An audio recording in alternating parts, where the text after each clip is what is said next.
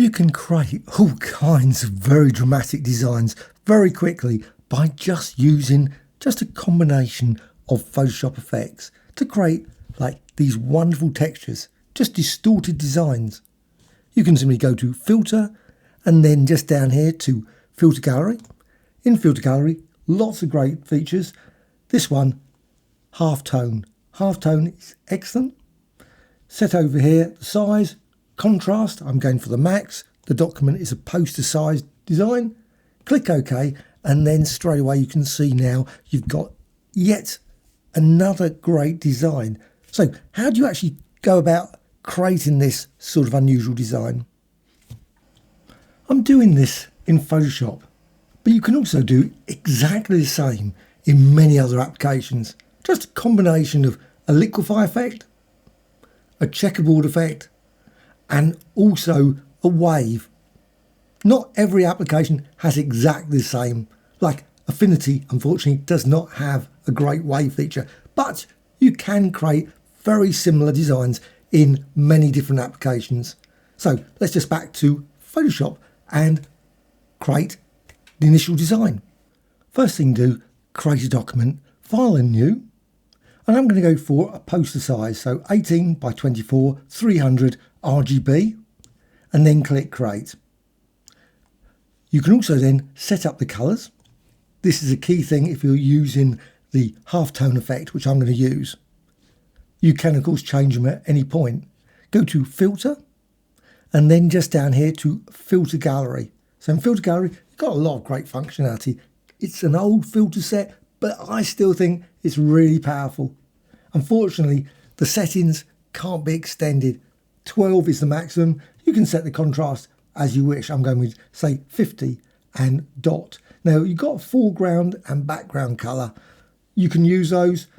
You don't have to. You can always change them later anyway. So with this, just click OK. And you've got this. Now, of course, because we're quite... There you can see that. I needed to zoom a bit. Otherwise, you wouldn't be able to see the actual dots. It's really intense. Of course, you could vary the size of the document. You maybe make it a lot larger by just creating a smaller document. Okay, once you've got that, the next thing is liquify. So just go over here to Filter and then down to liquify. So liquify, in liquify, there's a lot of great functionality, but the one I'm going to use for this video is this one, Bloat Tool. Just down here, press B on the keyboard. And with that, just go and set a size. Now, because it's a large document, I'm going for 3,500. You don't have to do that. You might, if you've got a small document, you could go with a lot smaller than that. Then set the density. I'm going for 91 here. I always like to pin edges. Just set that on. Otherwise, it's just going to go inwards. All you need to do then is hover over the document and then press the mouse. Just click. And you can see straight away you get this weird, unusual effect. Just like that. Obviously, the size depending on this. But you can go and do this in a few different places. Again, let's say there. And again, that's the reason for the pin edges. Just apply it a couple of times over the entire document if you want, different places. You can vary it in all kinds of ways. And with that, do this. And of course, you could bring in these other ones. You might add a twirl or something, all those sort of things. Just distort it in countless different ways. Just hold down for a long time to really bloat it. And with that, then click OK. And now it'll process it. Now, it doesn't look much has changed, but you can see straight away there is a bit of sort of distortion there appearing. And you can, of course, apply this multiple times, this filter, and then liquify. So liquify, again, and it obviously takes a few seconds to process, and you can apply it, say, 4 or 5 times, and each and every time you'll see now you get this distortion. Now you might want to maybe not go that far. You can see now you get this bubbling effect here. You can also, of course, go in and change the liquify, just create a different one and apply it again. And then go to Filter and Liquify, and you can, of course, use the shortcut, which makes it even easier. And you get something like that. Now, if you're not happy with it, of course, you can just undo. You might think, you know what, that creates a structure that you don't like. Well, once you've got that, go in here, Filter, and again, Liquify. Always go back and just tweak it. You don't have to use exactly what you had before. And you can see now, if you just click on there, you can see it just distorts it again. Maybe go over here and just distort this. And of course, you can always change the tools. Go over here and you can see you can drag this. Now you'll see a subtle weirdness about this. However, when you actually come to apply it, you'll notice that you don't get this. But there, let's just do this, the forward tool as well, and create something like that and click OK. And of course, different settings, and you can create this sort of distortion. However, I want to add just another distortion as well, a really useful one. The next step, the wave filter. For me, one of the most powerful filters in Photoshop.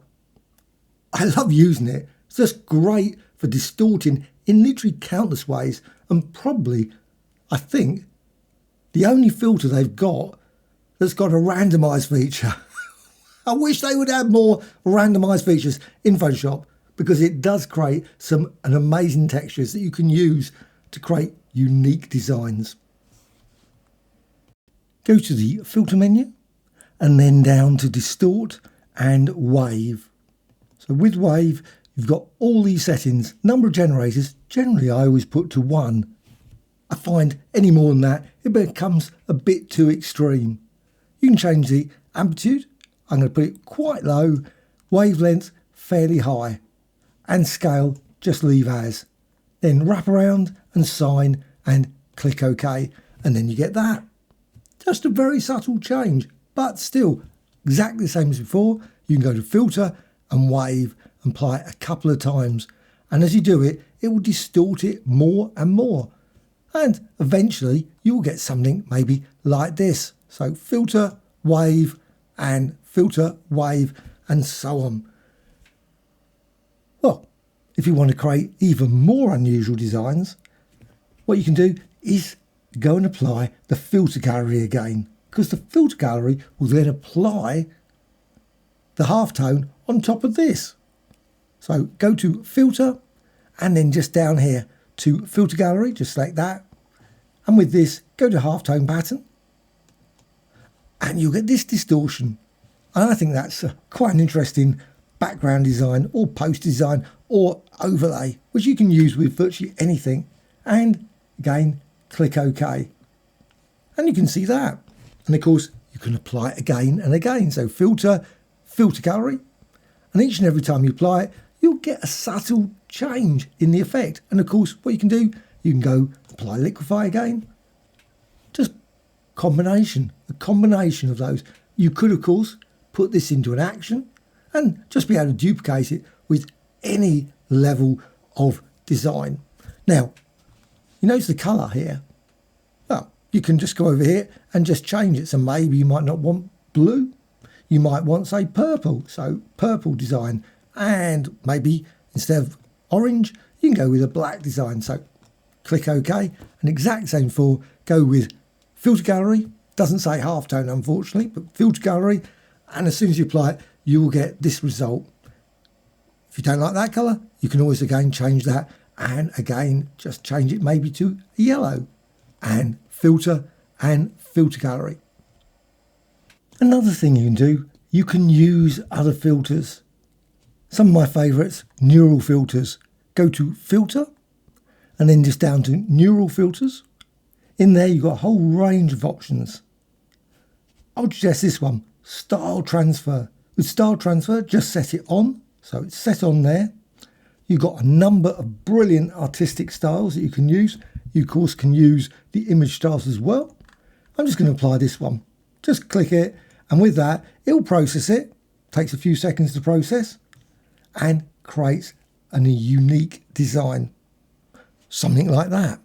What you can also do is go over here, output. You can create it to a new layer. So new layer, select that and then click OK. And of course now you've got the original layer as well as the new one.